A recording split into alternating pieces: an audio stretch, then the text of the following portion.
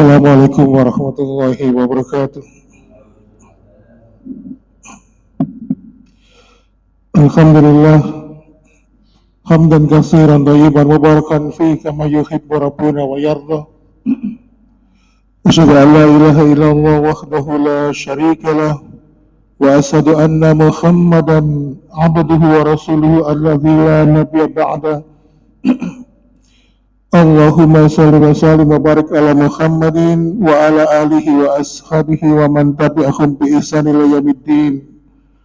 Fa ya ibadallah usikum wa nafsi bi taqwallah faqad fazal muttaqun. Qala ta'ala fi kitabil karim a'udzu billahi as-sami'il 'alim minas syaitonir rajim min hamzihi wa nafthihi wa nafsihi. Ya ayyuhalladzina amanu taqullaha haqqa tuqatih wa la tamutunna illa wa antum muslimun. Alhamdulillah, senantiasa kita bersyukur kepada Allah Subhanahu wa taala. Setidaknya pada pagi hari ini ada dua kenikmatan yang perlu kita syukuri. Menurut para ulama, pada pagi hari ini ada dua kenikmatan, dan dua kenikmatan itu adalah kenikmatan dunia dan kenikmatan akhirat.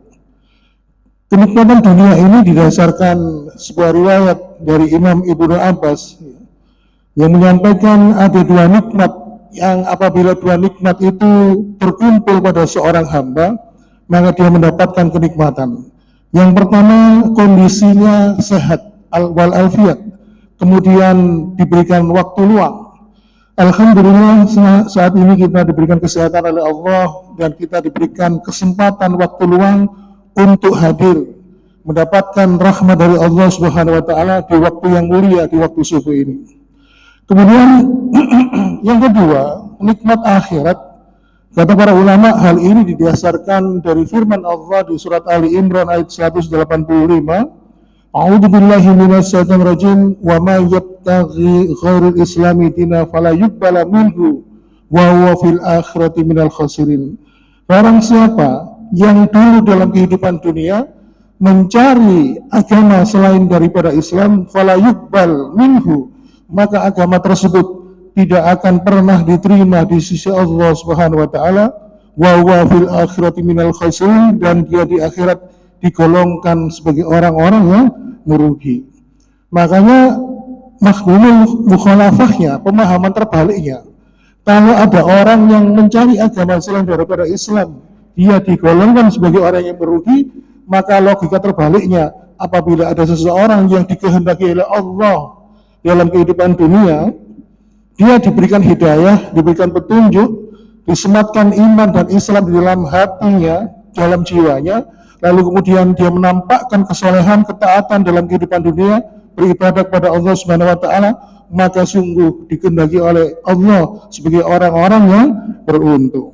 Oleh karena itu, ma'asyiral muslimin, mengikuti teladan terdahulu generasi para nabi dan para sahabat, mereka ketika mendapatkan nikmat dari Allah, cara membayar terbaik nikmat itu adalah dengan meningkatkan iman dan takwa kepada Allah, membayar semua kenikmatan itu dengan ketaatan kepada Allah. Semua kenikmatan itu kalau tidak ditunaikan, ya, tidak dibalas dengan meningkatkan iman dan takwa kepada Allah, tetapi malah diingkari, maka menjadi sebuah bencana yang dimana itu namanya istidrak. Allah memberikan nikmat, tetapi sungguh nikmat yang diberikan itu adalah untuk merendahkan derajat dirinya nanti kelak dalam kehidupan akhirat.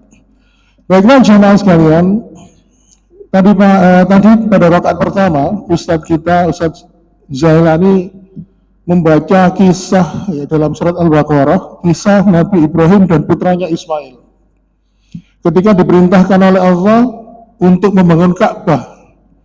Lalu ketika Ka'bah itu sebenarnya sudah berdiri tapi kondisinya rusak, Nabi Ibrahim dan putranya Ismail diperintahkan untuk memperbaiki Ka'bah. Setelah bangunan Ka'bah itu selesai dibangun, lalu ada sebuah doa yang diajarkan oleh Allah dan diajarkan juga untuk kita. Artinya apa? Ketika kita beramal, ya, kita harus senantiasa melantunkan doa ini. Karena apa? Orientasi orang beriman itu, kalau beramal itu orientasinya, amalannya itu diterima oleh Allah. Seperti Nabi Ibrahim bangun Ka'bah atas perintah Allah, tetapi dia mengatakan Rabbana taqabbal minna innaka antas samiul alim. Ya Rabb kami, terimalah amal kami ini, persembahan kami ini. Jadi intinya segala sesuatu orientasi itu dalam ibadah harus kita wujudkan, orientasi kita adalah pada Allah agar amalan itu dapat diterima oleh Allah Subhanahu wa taala. Oleh karena itu ma'asyiral muslimin wa zumratal mu'minin rahimakumullah, senyambang kita akan memasuki bulan-bulan ibadah, memasuki bulan Dzulhijjah, maka pada kesempatan yang baik ini coba kita mempelajari sirah atau mempelajari kisah kehidupan Nabi Ibrahim. Karena dengan menjelang masuknya bulan Dzulhijjah yang insya Allah kalau menurut kalender ini Senin besok tanggal 19 sudah memasuki 1 Dzulhijjah, maka kita perlu mempelajari bahwa tentang sirah atau kisah kehidupan Nabi Ibrahim. Karena apa? Karena Nabi Ibrahim ini adalah suri tauladan yang diperintahkan oleh Allah untuk kita ikuti selain daripada Nabi Muhammad SAW. Ma'asyiral muslimin wa zumratal mu'minin rahimakumullah, tetapi insya Allah pada kesempatan pagi hari ini kita akan mempelajari kisah dari Nabi Ibrahim ini dari sisi yang mungkin belum pernah tersentuh. Mungkin jamaah yang hadir pada kesempatan pagi hari ini mungkin baru akan mendengar, kok baru tahu ya. Jadi saya mencoba mencari beberapa referensi yang mungkin belum pernah tersampaikan. Tetapi sebelum itu kita akan secara mukadimah kita akan membahas dulu secara umum Nabi Ibrahim itu kisahnya gimana. Ma'asyiral muslimin, yang perlu diketahui adalah Nabi Ibrahim itu mempunyai gelar Khalilur Rahman yang artinya kekasihnya Allah. Dan yang memberikan gelar ini adalah Allah Subhanahu wa taala. Berarti kita bisa membayangkan betapa besar kedudukan Nabi Ibrahim alaihissalam. Makanya Imam Ibnu Taimiyah pernah mengatakan tidak ada nabi yang mampu mendekati derajat kenabian Nabi Muhammad SAW kecuali hanya Nabi Ibrahim. Oleh karena itu banyak sekali syariat-syariat agama ini yang awalnya diturunkan oleh Allah di zaman Nabi Ibrahim, dan syariat itu juga kita lanjutkan. Contoh misalnya syariat ibadah haji. Yang pertama kali melaksanakan ibadah haji, syariat ini adalah Nabi Ibrahim dan kaumnya. Kemudian syariat udhiyah, memotong hewan kurban. Kemudian termasuk khitan, ya. Yang pertama kali berkhitan ini umatnya hamba Allah di umat manusia ini adalah Nabi Ibrahim. Dalam riwayat disebutkan beliau berumur 80 tahun. Kemudian dakwah, ya, menyebarkan agama ini, ya, bersyiar, itu juga syariat yang diajarkan oleh Nabi Ibrahim. Oleh karena itu ma'asyiral muslimin, tahu Ustadz Khairi ya, Ustadz Khairi yang pernah kita undang di sini. Dalam kesempatan ketika Ustadz Khairi menyampaikan kuliah subuh di Masjid Al-Hidayah, Jalan Brawijaya, berkaitan dengan kisah Nabi Ibrahim, Ustadz Khairi menyampaikan pembahasan kitab Risalah Kurban yang dikarang oleh Latif Surdi. Disebutkan di situ, kenapa Nabi Ibrahim itu kok diuji oleh Allah untuk menyembelih putranya. Kenapa? Padahal sekelas Nabi.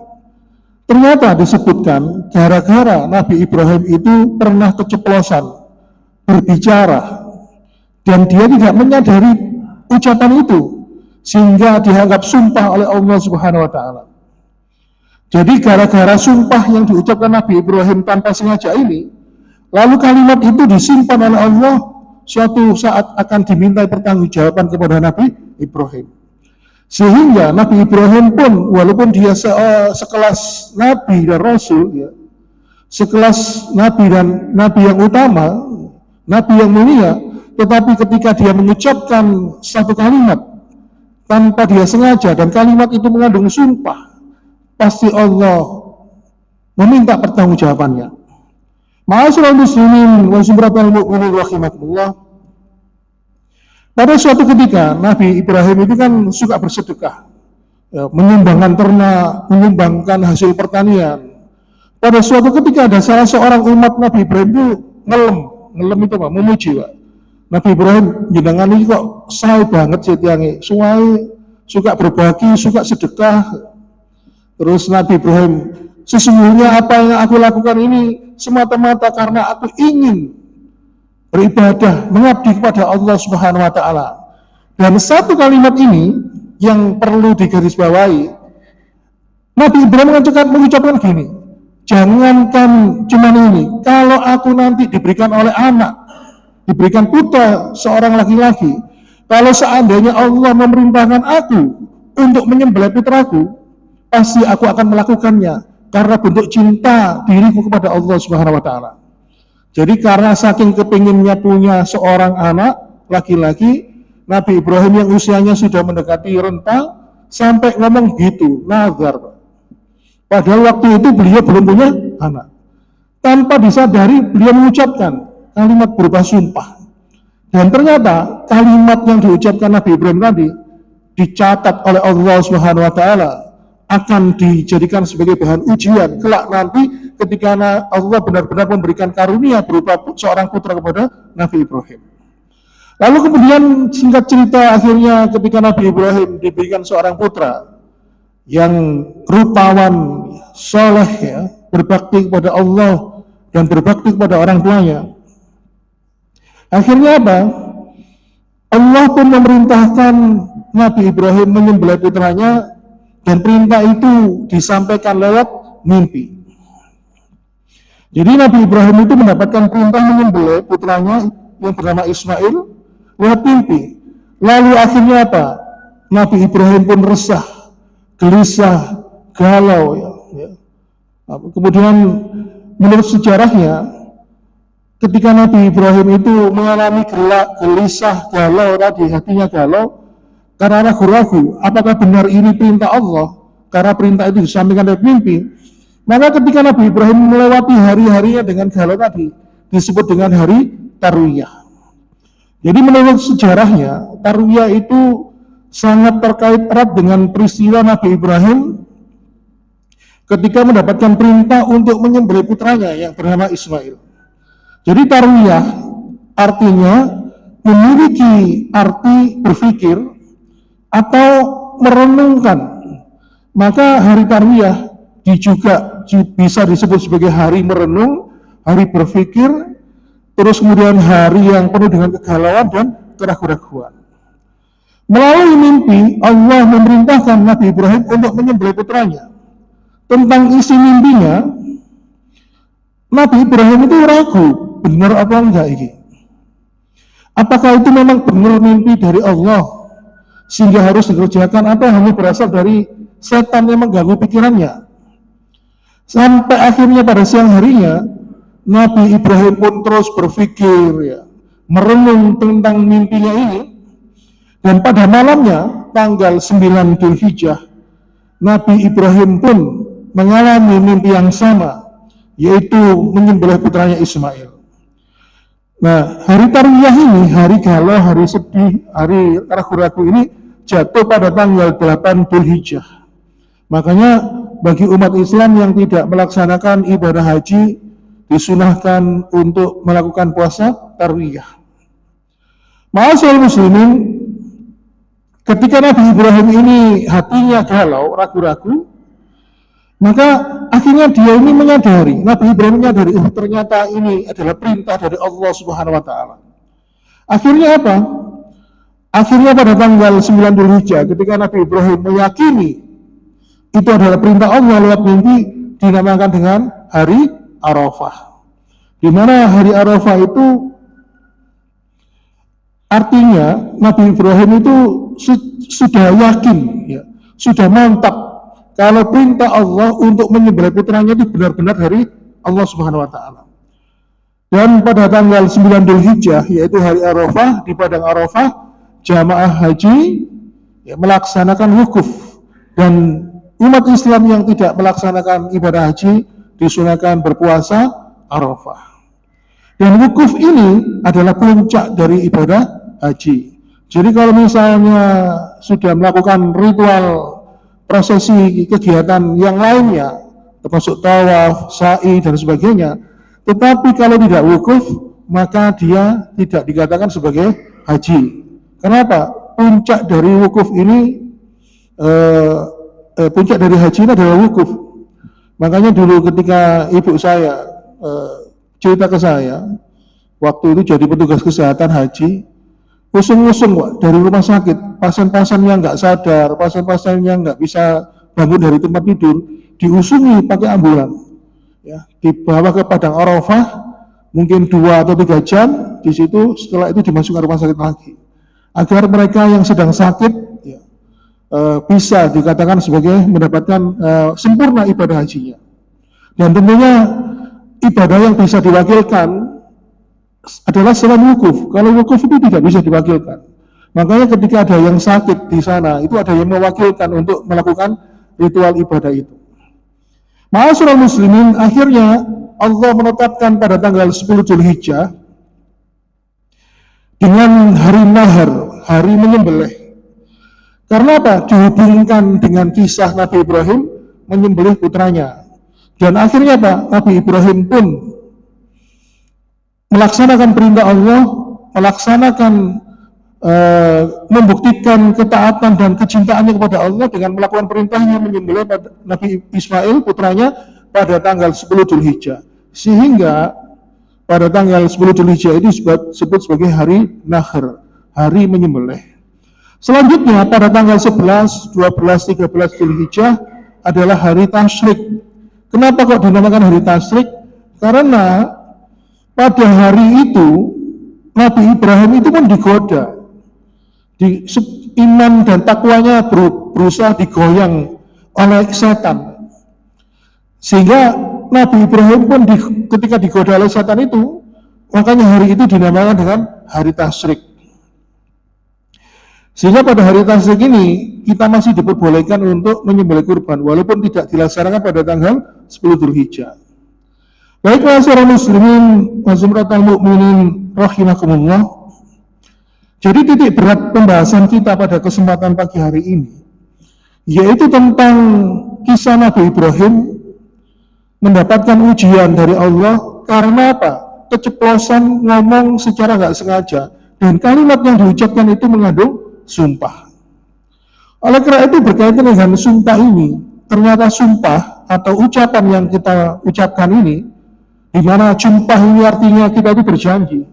Ternyata Allah itu nggak senang kalau ada hambanya yang mengucapkan sumpah, sehingga diturunkan syariat namanya kafarat sumpah. Di dalam surat Al-Maidah ayat 89, saya bacakan artinya. Allah tidak menghukum kamu disebabkan sumpah-sumpahmu yang tidak sengaja untuk diucapkan, tetapi Allah menghukum kamu disebabkan sumpah-sumpah yang kamu sengaja. Maka kafaratnya adalah memberikan makan 10 orang miskin, yaitu dari makanan yang biasa kamu berikan kepada keluargamu, atau memberikan pakaian, atau memerdekakan seorang hamba sahaya. Barang siapa yang tidak mampu melakukannya, maksudnya tidak mampu membayar kafarat ini, maka berpuasalah selama 3 hari. Itulah kafarat sumpahmu apabila kamu bersumpah, dan jagalah sumpahmu. Demikianlah Allah menerangkan hukum-hukumnya kepadamu agar kamu senantiasa bersyukur kepadanya. Jadi bersumpah itu Pak, selama kita ini mampu melaksanakannya, selama mampu untuk memenuhi, kita boleh bersumpah. Misalnya kalau saya nanti mendapatkan putra yang sudah lama saya idam-idamkan, saya akan mewakafkan tanah saya. Karena memang dia sudah punya tanah ya. Kalau dia belum punya tanah, belum punya rumah, terus dia berikrar atau sumpah saya akan mewakafkan tanah, ya itu tidak boleh. Contoh misalnya kalau bersumpah yang tidak boleh adalah ketika dia sudah berjanji tapi mengingkari. Contoh yang dilantik pakai Al-Quran di sini Pak, saya berjanji kepada Allah ya, tidak akan melakukan tindakan yang merugikan. Ternyata Pak, korupsi ya. Ternyata apa? Menyelewengkan jabatan dan sebagainya. Nah ini yang dilarang oleh Allah. Oleh karena itu Allah di sini memberikan kafarat. kepada mereka yang bersumpah, yang terlanjur untuk membatalkan sumpah itu. Yaitu pertama memberikan makan kepada 10 orang fakir miskin, atau memberikan pakaian, atau kalau tidak bisa memerdekakan budak. Kalau nggak bisa, berpuasa selama 3 hari.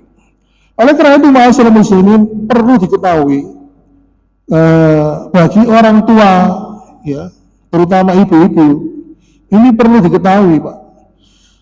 Banyak masa depan anak itu bisa terpengaruh dari sumpah serapahnya orang tua.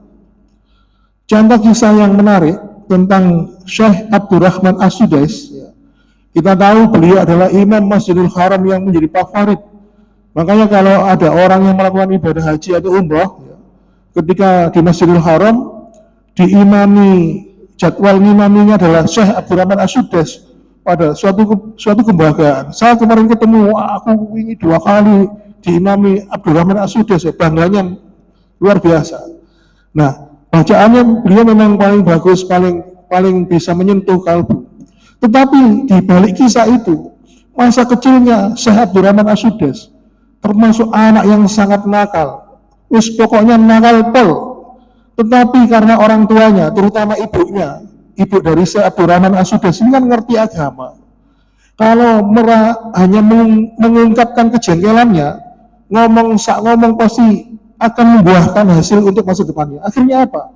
Setiap Syekh Abdurrahman As-Sudais di masa kecilnya ini nakal sampai membuat orang tuanya ngelus dada. Ibunya ngomong gini, "Wah nak, aku doakan engkau, aku sumpahin engkau, mudah-mudahan engkau dengan kenakalanmu ini kelak menjadi imam Masjidil Haram." Setiap Syekh Abdurrahman As-Sudais nakal, ibunya mesti ngomong gitu, "Mudah-mudahan kamu diridhoi oleh Allah menjadi imam Masjidil Haram." Ternyata apa? Kenyataan Allah menuruti sumpah yang disumpahkan ibunya. Satu kisah lagi yang cukup berbalik 180 derajat. Ini pernah diangkat di RCTI, ya, dalam sinetron religi. Ada seorang wanita, ya, yang remaja. Dia itu sebenarnya anak soleh, remaja masjid, ya. Suka ngaji, dia berhijab, berjilbab. Tetapi suatu ketika dia itu menyinggung perasaan orang tuanya, terutama ibunya. Lalu ibunya ngomong, "Oh sundul kan." Dia ngomong itu toh. Dan ternyata apa? Di masa depannya dia berbalik 180 derajat, dia akhirnya apa? Menjadi orang yang tunasusila. Gara-gara ibunya ngomong gitu. Makanya kalau kita punya anak mungkin jengkel atau apa, kita harus menahan kejengkelan itu. Karena kalau sudah emosi, nggak sadar mengucapkan kalimat-kalimat sumpah, pasti akan membuahkan hasil untuk anak-anak kita. Makanya itu perlu hati-hati. Ada kisah nyata juga, ya, ada seorang anak waktu itu remaja. Waktu itu dia di rumahnya terganggu dengan tingkah pola anak kecilnya yang ada di rumahnya, lalu dia marah-marah. Nah ternyata orang tua dari remaja laki-laki ini mengatakan, "Ojo ngono lah. Suatu saat kau memilih nikah sih, pasti punya anak. Wah, secara ini gak pakai mau juga dia anak." Ya. Ternyata tahun berganti tahun, laki-laki ini beranjak dewasa dan dia menikah. Setelah lama sampai 10-15 tahun, dia belum dikaruniai oleh anak. Sehingga akhirnya dia konsultasi kepada seorang ulama, dan ulama itu ngerti pasti ini gara-gara ucapannya yang di masa lalu. Dan ternyata waktu itu dia menyadari kok tiba-tiba Allah mengingatkannya, memorinya dulu dia bersumpah gak paten gak dia anak gitu. Akhirnya apa? Dia menjalankan kafarat sumpah ini, kemudian selang beberapa waktu kemudian akhirnya dia dikaruniai oleh anak oleh Allah Subhanahu wa taala. Ini gara-gara sumpah, Pak. Makanya sekelas Nabi Ibrahim bersumpah, jangankan ini, kalau misalnya aku diberikan seorang putra, lalu Allah memerintahkan aku untuk menyembelih putraku, pasti aku akan dengan sangat ringan tangan, dengan senang hati melaksanakan perintah Allah, bukti cintaku kepada Allah. Padahal Nabi Ibrahim waktu itu belum punya putra, belum dikaruniai putra. Tetapi kalimat ini dicatat oleh Allah untuk mengetes apakah Ibrahim ini benar-benar sebagai hamba yang beriman apa enggak. Oleh karena itu, ma'asyiral muslimin, Nabi kita Muhammad SAW pun juga pernah bersumpah dan dilarang oleh Allah untuk membatalkan sumpahnya. Gara-gara apa? Waktu itu ingin menyenangkan hati istrinya. Nabi kan punya beberapa istri ya. Nah, waktu itu untuk mengetahui Nabi itu waktu itu kan kebetulan aromanya atau bau badannya itu tidak seperti biasanya. Lalu akhirnya apa? Nabi itu akhirnya mengatakan, loh, aku nggak minum apa-apa. Aku nggak minum apa-apa. Oh, mungkin kamu dari sana ya, dari istri yang sana. Misal istrinya satu protes, habis minum apa ya? Oh, aku nggak minum apa-apa aku. Terus akhirnya apa? Untuk menyenangkan hati kedua istrinya itu tadi, akhirnya karena sempat dua istri ini sempat saling saling sedikit bersedekang. Akhirnya Nabi mengatakan, aku bersumpah, aku tidak akan minum madu untuk selamanya. Padahal kata-kata Nabi ini untuk menyenangkan hati istrinya. Oleh karena itu di surat At-Tahrim ayat 1-5, Nabi pun ditegur oleh Allah Subhanahu wa taala, "Ya ayyuhan nabiyyu, lima tuharrimu ma ahalallahu lak, tabtaghi marda'ata aswajik, wallahu ghafurur rahim." Wahai Nabi, mengapa engkau mengharamkan apa yang dihalalkan Allah bagimu? Engkau ingin menyenangkan hati-hati istrimu, dan Allah Maha Pengampun lagi Maha Menyayang. Qad faradallahu lakum tahilata aymanikum, wallahu maulakum wa huwal alimul hakim. Sungguh Allah telah mewajibkan kepadamu untuk membebaskan dirimu dari sumpah-sumpahmu, dan Allah Maha Pelindung dan Dia Maha Mengetahui dan Maha Bijaksana. Itu ayat surat Tahrim ayat 1 dan 2. Pada ayat surat Tahrim ayat 3, 4, dan 5, Allah pun mengingatkan kepada dua istri Nabi yang sempat berselisih tadi. Inilah ma'asyiral muslimin tentang sumpah. Padahal ternyata sumpah ini mungkin belum sering pernah dibahas oleh para narasumber ya. Makanya pada kesempatan ini saya ingin menyampaikan masalah ini melihat kisah Nabi Ibrahim dari sisi yang lain. Oh, ternyata walaupun Nabi Ibrahim itu mempunyai kedudukan yang tinggi di sisi Allah, hanya karena ucapan yang tidak disengaja, atau mungkin Nabi Ibrahim mendapatkan ujian yang berat seperti itu ternyata disebabkan karena ucapan yang tidak pernah terbayangkan dan tidak pernah terpikirkan. Oleh karena itu, dari pembahasan ini setidaknya banyak mengandung pelajaran. Pertama, kalau dihubungkan dengan kisah Nabi Ibrahim, ternyata diri kita ini adalah Ibrahim. Dan setiap diri kita ini punya Ismail. Ismail bisa berupa harta, Ismail bisa berupa anak-anak kita, keluarga kita. Ismail bisa berupa pangkat dan jabatan. Tetapi ketika seorang hamba yang menamakan dirinya adalah Ibrahim, apakah dia lebih rela, lebih cinta kepada Allah dibanding Ismail yang dia miliki? Kemudian yang kedua, bahwasannya Allah Subhanahu wa taala memerintahkan kita untuk menjaga ucapan kita. Ucapan itu bisa membuat masa depan hidup kita ini baik atau suram, juga disebabkan ucapan kita. Makanya kalau misalnya kita menjumpai atau merasakan siklus kehidupan kita kok kurang baik, maka kita harus mohon ampun kepada Allah Subhanahu wa taala. Mungkin ada beberapa kalimat-kalimat yang tidak kita sengaja. Mungkin hal inilah yang bisa menjadi sebab bahwa Allah menurunkan ujian untuk kita. Oleh karena itu, ma'asyiral muslimin wa subhanatal mu'minin rahimakumullah, demikian yang dapat kami sampaikan yang sekelumit ini, karena sekali lagi karena keterbatasan waktu, mohon maaf bila ada kata-kata yang mungkin membuat ketidaknyamanan. Sesungguhnya saya hanyalah manusia biasa, tempatnya salah dan kekurangan, dan mudah sekali untuk membuat kekhilafan, dan sesungguhnya kebenaran mutlak hanya dari Allah Subhanahu wa taala. Demikian yang dapat kami sampaikan. Saya akhiri, wassalamualaikum warahmatullahi wabarakatuh.